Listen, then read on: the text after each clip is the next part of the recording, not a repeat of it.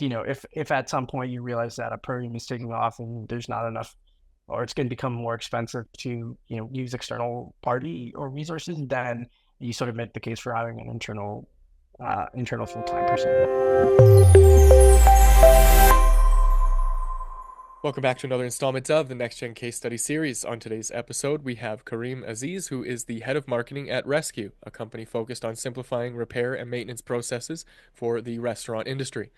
With over 9 years of experience in growth marketing and a strong focus on data-driven strategies, Kareem is dedicated to scaling SaaS products and driving business development by crafting compelling narratives and optimizing marketing channels, which is why we're excited to have him on the show. Kareem, welcome to the program. Kevin, great to be here. Thank you so much for the invite. Yeah, man, I'm really excited to get into some of the stuff that you're doing here with ResQ. But before we get too far into it, let's start with a quick background on who you are, where you came from, and how you landed as the head of marketing at ResQ. Yeah, for sure. So I've been doing marketing stuff in B2B SaaS for about 10 years now or close to it. Started my career in a really big company, worked at Autodesk, and slowly moved into smaller and smaller companies, largely because I wanted more autonomy to get my hands dirty and to like really get into the meat of what it takes to build a startup. Today I work at a company called ResQ. We help restaurants with repairs and maintenance and to streamline their repairs and maintenance operations. And then being here for just over a year. Very clear value prop, very clear avatar, very clear vertical. How did you land there? Was this part of like you shaping things, or did you step into this role with that kind of framework already laid out? Yeah, great question. I didn't step into this with the perspective that I wanted to go and work at a restaurant tech company.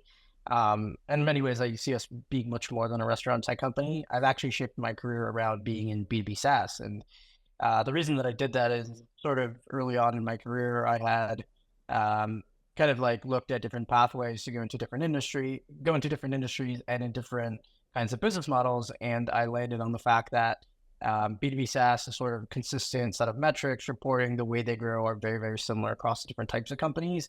And I could make a career in kind of like hunkering down, focusing on B2B SaaS. So the past few companies or all the companies that I've worked for have been B2B SaaS. And when I joined ResQ, it was sort of just like joining another company that was in the B2B SaaS space.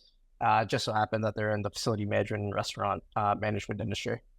Cool. Okay, so when we look at the experiences that you've kind of had over that like almost a decade of experience here, I'm sure that you have noticed, as many others have, the industry of marketing or customer acquisition has evolved tremendously.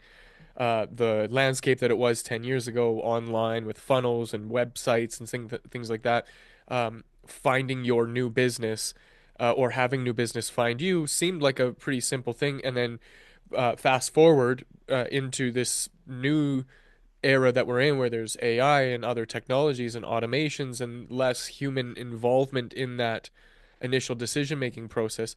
What has been your approach to that kind of marketing activity for ResQ that has kind of evolved in that to adapt to where we're at right now? Yeah, great question. I would say that the way that we approach it and the way that I built the team and I'm approaching marketing at ResQ is really try to figure out how do we become a thought leader in the space so that we produce really interesting, relevant content for our audience around repairs and maintenance, how they can streamline their operations, where there's wasted spend when it comes to repair and maintenance, and just providing the visibility to help people understand how big of a problem this is and then continuously nurturing prospects and nurturing people over time so that they understand the pain point and understand the severity of it so that when the time comes they're open to having a sales conversation with our team about how we help to streamline that and to improve the process and solve the problems that they're facing. So Kareem, if I'm hearing you, what you're kind of pointing at is that there's uh, a higher emphasis or a bigger need on the function of creating content that's maybe like top of funnel educational or information based stuff to help answer people's questions before they reach you so that when they do end up initiating that conversation, they're better prepared as consumers to make a decision. Is that accurate? Yeah, that's 100% accurate. And I think part of this is not just the creation of the content. Of course, you can seamlessly create any form of content, but I think part of the other challenge of this, and what I spend a lot of time on the marketing team function here, is the distribution of that content. So making sure that we have the right mechanisms to get our content and get our message out in front of the right people, as well as making sure that it comes from an authoritative voice, right? So in a lot of cases, I've been B2B SaaS my entire career in marketing. I'm not a restaurant operator or owner. And so a lot of cases, what I try to do is try to tell the story that we want to tell through our customers, through the people that have been running restaurants for 20 plus years now, who have experience in the trenches, managing repairs and maintenance and dealing with it, as well as scaling facilities, opening locations, and everything in between. So getting them to be the kind of like the voice of ResQ to some degree, to get our message out into the market, as well as help elevate our thought leadership and our brand. Yeah, so say more about that. The research that goes into you having to have a better understanding so that you can speak from a place of authority, especially considering you're coming from an unfamiliar territory into this space where you maybe haven't necessarily worked with that group of people. So what did that kind of research part look like for you, and how did you hone in on messaging that actually did land? Yeah, that's a great question. I spent a ton of time when I joined ResQ with our customer success and sales team, particularly on the customer success side, because the customer success team knows deeply who is our happiest customers, how they use the product, why they're successful with the product, and the data and insights that they get from the product and how it's helping them to streamline their repair and maintenance operation. So effectively, what it came down to is sitting down with the head of customer success and saying, "Hey, can we collaborate on building a list of all of the top customers that we have who are really, really happy, as well as some of them that are, less happy, and understanding why. And then trying to schedule conversations and going to meet them face to face to better understand what were they doing before ResQ and before they had any solution in place.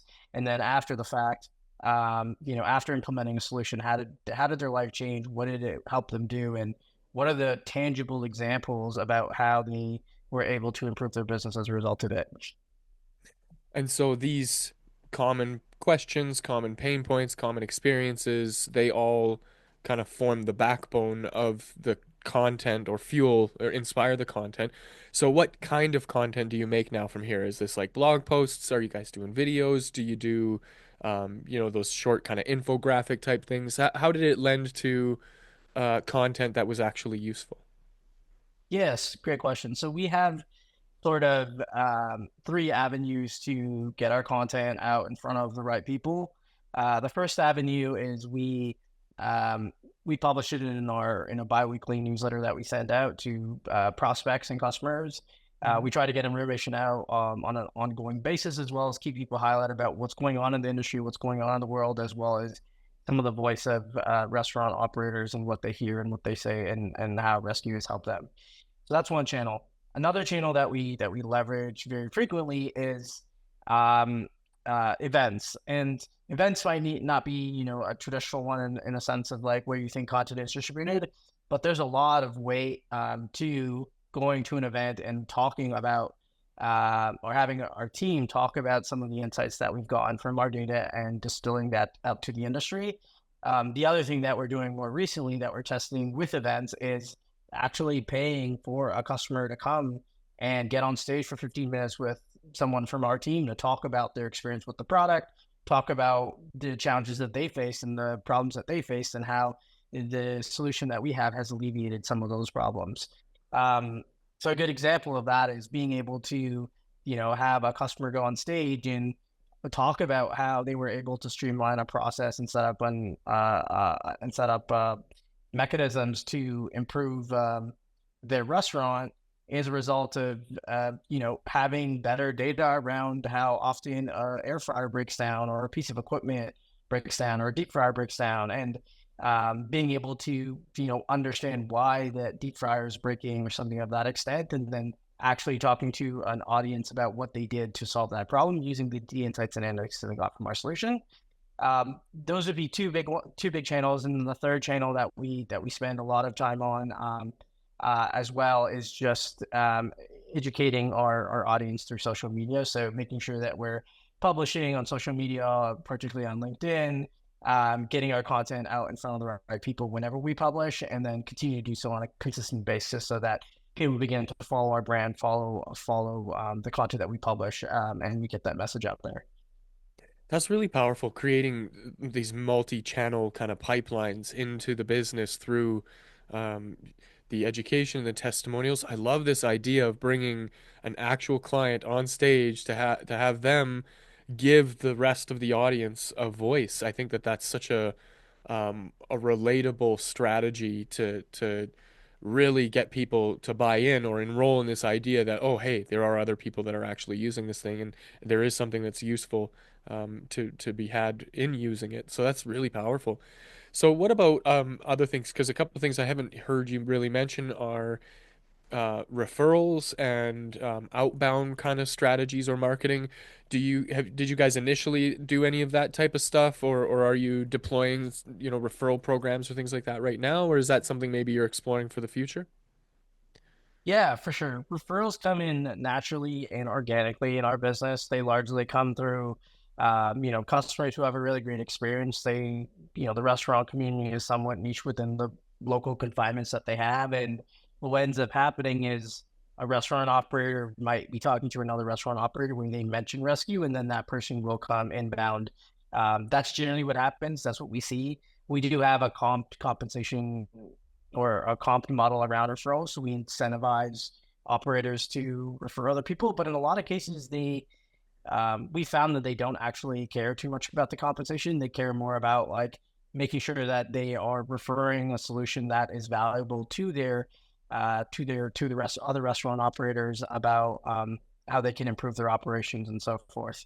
The other interesting thing that we do a lot of on our business when it comes to referrals is ResQ not only helps restaurant operators to streamline and get better data around the repairs and maintenance, but we also help them to connect with service providers, right? So you can imagine how difficult it is to find a really good quality service provider, particularly when you're opening up a new location in the region that you're not in, right? Like, how do you find someone who's an a plumber in a specific region and a quality plumber if you're not in that region, you don't have boots on the ground in that region. So we actually have a vendor network that we support our customers with, where we kind of pre-vet vendors and provide them with data on what other restaurants use within that local region. And we get a lot of our business as well through vendors telling their customers about ResQ and the fact that they push all their business or push a subset of their business through ResQ. So that's on the referral mechanism. And on the outbound side, I would say that the marketing team doesn't generally own it, but what ends up happening is we have a business development rep or business development function that basically owns the outreach. And when they've successfully engaged an account or a contact in an account, and we have a sales opportunity with that account, depending on how that conversation goes, whether or not they turn into a customer or they say the timing is not right, that actually feeds into our newsletter. And so those contacts then get added into our nurture flows, which then funnels into our making sure that our content initiatives are getting distributed. Wow, very sophisticated system. There's so much coverage from so many angles that um, I get a sense that you're very organized and have a clear picture of the outcomes that you're aiming at and how to get there. So on that note, what are some of the big goals that you guys are aiming at? Maybe key revenue milestones that you guys have reached or that you're aspiring to? What sort of progress are you aiming at? Yeah, I would say most, and this is why I love it. At the beginning of this, I said I sort of decided to stick within B2B SaaS and sort of moved earlier and earlier and earlier in my career. There's sort of Mhm. a normal trajectory for most B2B SaaS companies, right? It's triple, triple, double, double, double. We're sort of on the same trajectory. We're at the point now where we want to continue to double every year, and we have to make sure that we have the right resources and we're deploying capital and marketing budget essentially in the right places to be able to hit the growth metrics that we have. What's really nice about it is the fact that given that I've been in B2B SaaS, granted it's in different industries, the operating model or like the playbook is almost the exact same, right? So you have a set number of channels. When I joined ResQ, I said, I'm going to go do what I've done at other companies, which is essentially figure out how do we deploy a content playbook distributed in these ways to be able to hit these growth milestones. Now, while the content playbook has been completely different, the content that we pushed out is completely different based on the industry that we're in. The playbook of how we actually do that is the same across, a lot of B2B SaaS companies. And so that's how I would say we think about goals and growth. But it's also really nice to know that like my experience in B2B SaaS has sort of helped to get us there. Right. So Kareem, do you focus on building these teams and systems internally, or is this something that you look for third party or external sources to supplement, or is this a kind of a mix of both, or what's your strategy when it comes to bringing in people to kind of help guide that or add efforts to what you're doing? Yeah. We spend a lot of time, discussing this and trying to figure out what the right mechanism is, and at what point do we bring on a full-time hire versus, working with a freelancer or a contractor of some sort. My personal approach to this is that depending on how long-term an initiative is and what's the scope of work, it's almost, in a lot of cases, it's better to start a program or initiative with a contractor of some sort, leverage them to get the project completed, evaluate measures, see whether or not it makes sense to continue to invest in this type of thing. And then at that point, decide whether or not it makes sense to hire a full-time person or not. So I'll give you a good example, or two examples. One, when I first joined ResQ, we were using Squarespace as our website provider and CMS. Squarespace wasn't really scaling well for us. We were kind of hitting capacity constraints, and also the system was very slow. We decided that we're going to migrate over to Webflow. Well, no one on our team had the skill set to do that. At that point, I could have went out and hired a Webflow designer and developer, or I could have worked with an agency to go and get that work done. We ended up working with an agency for basically a 3-month pilot where they helped us to migrate our website over to from Squarespace to Webflow. Brought a lot of technical knowledge into that implementation as well as design support. And then at the end of it, because we finished we ended up finishing the project early, we were able to leverage them and turn the remaining kind of month in our quarterly contract out longer so that we could continue to use their services on an ongoing basis without needing to hire a full-time person. That effectively meant that we were able to spend, I would say, probably 1/10 the cost of a full-time hire to get the outcome that we wanted. And we were able to, save the 90% to put it into programs into driving, demand gen or growth for ResQ. So that's just one good example of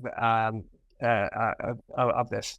Um, I know I mentioned another one. The other one that I'm thinking of right now is our events program, right? When I started at ResQ, we were trying to figure out, how do we scale events?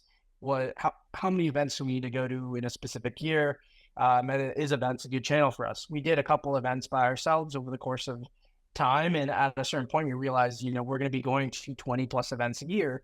Well, this is not going to be able something that myself personally I'm going to be able to scale, and that's the point where we're like, okay, it's time to make a dedicated full-time hire for this specific channel and domain. So that's how I think about it. The more money that I think a team can save by using a contractor or a freelancer or an agency of some sort for short-term projects to validate whether or not they need it and whether or not they need to hire someone full-time, the better they can get at optimizing their budget because they can spend more money on actual programs. And then if at some point you realize that a program is taking off and there's not enough, or it's going to become more expensive to use external party or resources, then you sort of make the case for having an internal full-time person.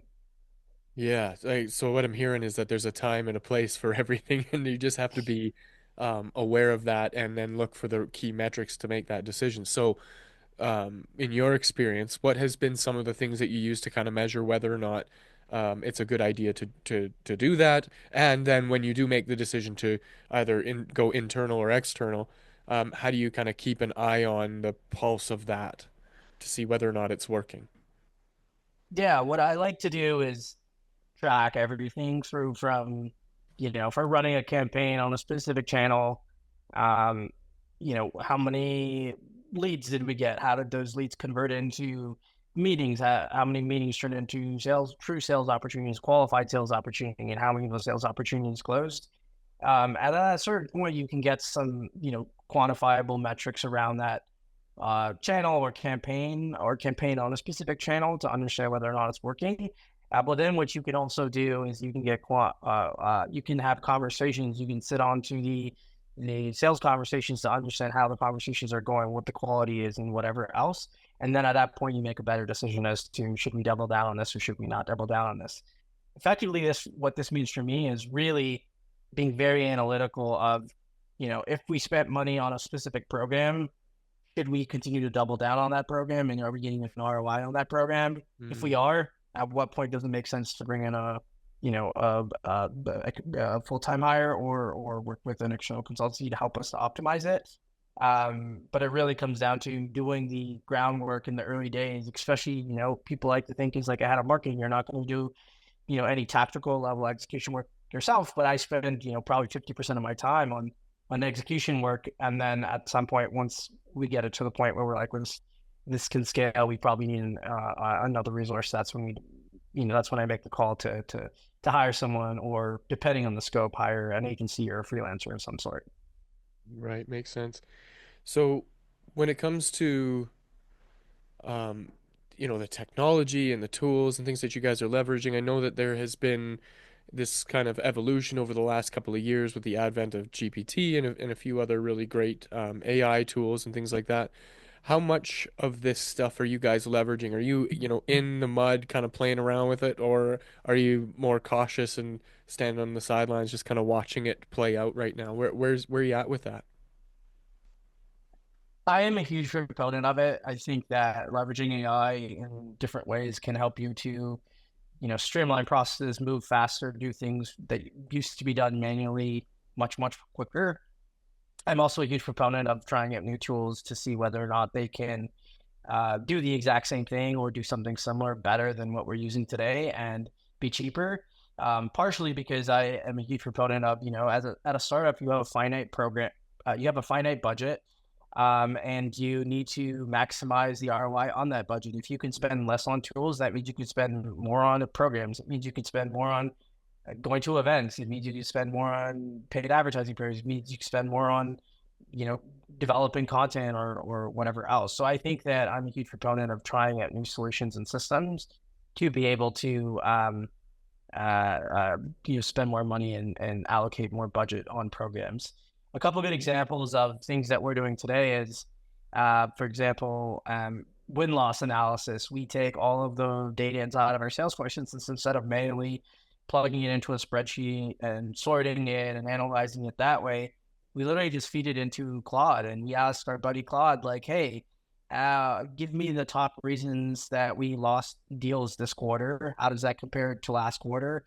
Give me the top reasons that we won deals this quarter. And Claude is very good at, taking these text strings that we have in our Salesforce instance and providing really good, quick analysis to, deeply understand like what's happening. In a previous world, before we had these solutions, it used to take a lot of time to do that analysis work. Yeah, there's an efficiency that we've kind of unlocked in being able to take these big sets of data and have something analyze it and give us the useful stuff. And I get that a big part of this is like you get what you put into it. So if you're not um, if you haven't spent time with it and developed a skill for engineering prompts that get you what you need, then you're at a bit of a disadvantage still. But it's not you're not too far behind. There's still a lot of room and space for people to catch up to what's going on. So really cool to hear that you are out there and playing around with this stuff and seeing how you can use it to make your life better and other people's lives that you're serving. It's very powerful. As we kind of come to a close with our time together, I wonder if we could leave on a high note here, Kareem, and think about if there was somebody else out there who is up to stuff, who is trying to figure this out for themselves. What sort of advice might you offer them? I would say one of the things that I've done in my career and what has propelled me is to, there's a lot of solutions out there. My recommendation is to don't be scared about trying new things. Try them out, see whether or not they work for your business, your company, your product. Learn about how they work, whether or not they're better than your existing solutions in place, and they can streamline a process, and then use that to your advantage to move faster and to also save some budget on so that you can spend more money on programs and get an ROI on actual program spend. So that would be my piece of advice. That's what I do almost every single day internally here at ResQ. I'm sort of known as within the marketing team as the guy who knows all of the latest tools. And part of it is just, me being naturally curious about what solutions exist in the market so that we can get better at, streamlining processes, moving faster, and inching out more ROI for our marketing programs. Yeah, that's really solid, man. Having curiosity and a genuine interest in finding solutions for people, I think is super powerful, really helpful. If somebody wanted to reach out to you to pick your brain further or perhaps work with you, what's the best way for them to do that?